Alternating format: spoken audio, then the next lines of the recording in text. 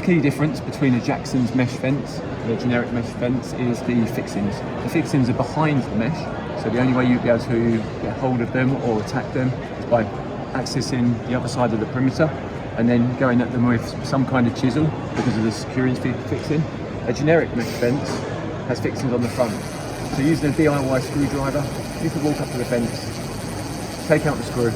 Once you've taken out the screw, you have access to the perimeter. This is Barbican, one of our most popular vertical bar panels.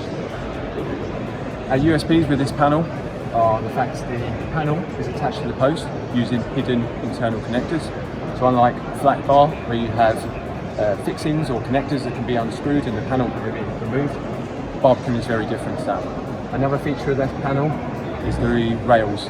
It's a pale-through rail, which means the rails cannot be moved, unlike something like triple point palisade, where the fixings are attached to the front of the rails. If you're looking for a vertical bar fence, this is one of our most popular panels. So these are both vertical bar fences. This vertical bar fence is triple point palisade. One of the disadvantages with this fence are the fixings. The fixings can quite easily be removed. Once they're removed, pales removed or taken to one side, you can access the fence or the perimeter and then you can put it back in place. Triple point palisade often has a security issue where the fixings are connected to the post.